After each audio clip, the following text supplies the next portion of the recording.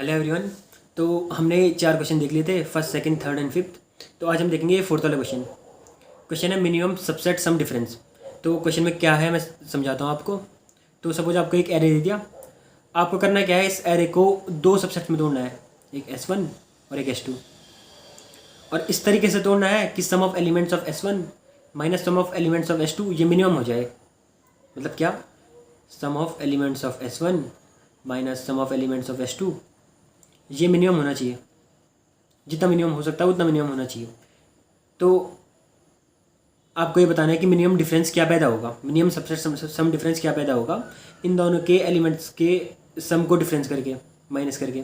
Suppose for example यहाँ पे जो एलिमेंट्स का सम है ये है 22 है ना यहाँ पे।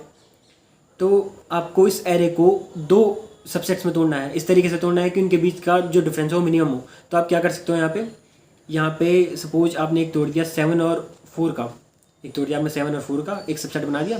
और एक बना दिया आपने 5 2 1 3 का, 5 2 1 3 का। तो यहाँ पे जो डिफरेंस होगा ना, दोनों के बीच का जो डिफरेंस होगा ये मिनिमम होगा। मिनिमम यानी कि यहाँ पे जो होगा वो होगा 0, क्योंकि यहाँ समय 11, यहाँ भी समय 11। बाई मिनिमम मैं ये कह रहा हूँ कि मिनिमम मतलब ये है कि जो डिफरेंस होना चाहिए वो पहली चीज़ तो जो डिफरेंस होना चाहिए एब्सोल्यूट होना चाहिए, यानी कि पॉजिटिव होना चाहिए, नेगेटिव नहीं हो सकता। एब्सोल्यूट डिफरेंस आपको लेना है, absolute difference of elements of S1 minus absolute difference of element of S2, इनका जो पूरा एब्सोल्यूट डिफरेंस है ना वो मिनिमम होना चाहिए। तो आप ऐसा नहीं कि नेगेटिव बना सकते हो, नेगेटिव आप नहीं बना सकते हो, ठीक। तो इस केस में जैसे आप अगर ऐसे तोड़ोगे तो आपको मिनिमम मिलेगा 0। तो करना क्या है, इसकी अप्रोच समझो। अप्रोच में है क्या, जो आपका सम है ना, ये सम आपको ये देखना है क्या आप सम बाई 2 का एक सबसेट बना सकते हो। जी तो है, मतलब आपका सम 22 है, तो क्या आप सम बाई 2 का यानी कि 11 सम का कोई सबसेट बना सकते हो। अगर बना सकते हो तो जो दूसरा सबसेट बचेगा वो 11 ही सम का बचेगा। जी तो है, अगर एक सबसेट का सम 11 है तो जो दूसरा बचा है उसको वो भी 11 का होगा। तो 11 माइनस 11 यहाँ पे 0 मिलेगा आपको। तो यही आपकी अप्रोच है। क्या आपको क्या चेक करना है, क्या सम बाई 2 का टारगेट सम अचीवेबल है। अगर अचीवेबल है तो आंसर 0 आएगा, नहीं तो क्या देखो उससे पीछे वाले देखो। फॉर एग्जाम्पल ये दिखाता हूँ आपको, यहाँ देखो, यहाँ हमने क्या किया था, जब टारगेट सम सबसेट वाला क्वेश्चन किया था तो हमने 11 तक का टारगेट अचीव करने की कोशिश की थी। तो जो ये लास्ट लाइन है, लास्ट लाइन हमें ये बताती है कि क्या ये पर्टिकुलर टारगेट अचीवेबल है।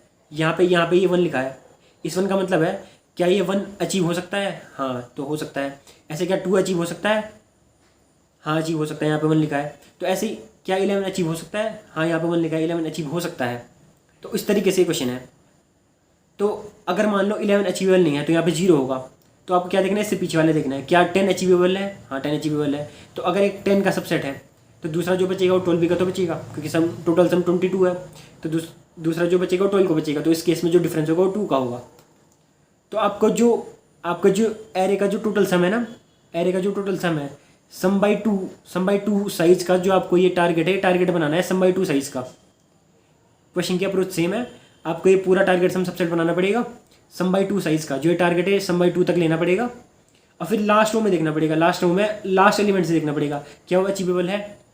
अगर अचीवेबल है तो जो सम है, जितना भी आपका सम था माइनस जो ये लास्ट रो का टारगेट था। सपोज मान लो टोटल एरे का सम था 19, तो सम बाई 2 मतलब आप 9 तक का टारगेट सम बनाने की कोशिश कर रहे हो, यानी कि यहाँ पे 9 होगा। अगर 9 अचीवेबल है तो जो आपका डिफरेंस आएगा वो आएगा 19 माइनस 9, वो सॉरी 10 माइनस 9, क्योंकि एक सबसेट का सम 9 है तो दूसरे सबसेट का सम 10 होगा। तो 10 माइनस 9 यानी कि 1, तो मिनिमम डिफरेंस 1 क्रिएट होगा उस केस में। तो करने के अप्रोच सेम है, आपको सम बाई 2 का टारगेट सम सबसेट वाला क्वेश्चन सेम तरीके से करना है और फिर आपको देखना है कि मिनिमम क्या बन सकता है। तो सिंपल सा क्वेश्चन था, उम्मीद करता हूँ आपको समझ में आया होगा। मिलता है आपको अगले क्वेश्चन में। अगले क्वेश्चन में ये कराने वाला हूँ आपको, जो ये लास्ट वाला क्वेश्चन ये कराऊंगा। इसके बाद मैं आपको जीरो नेप वाला क्वेश्चन कराऊंगा। उसके बाद हम बढ़ेंगे सीधे डायगोनल ट्रैवर्सिंग की तरफ। गैप स्ट्रेटजी होती है डायनेमिक प्रोग्रामिंग में, तो मैं अभी कुछ देर बाद उसकी वीडियो अपलोड करना शुरू कर दूंगा। So thank you so much for watching. मिलते हैं अगली वीडियो में।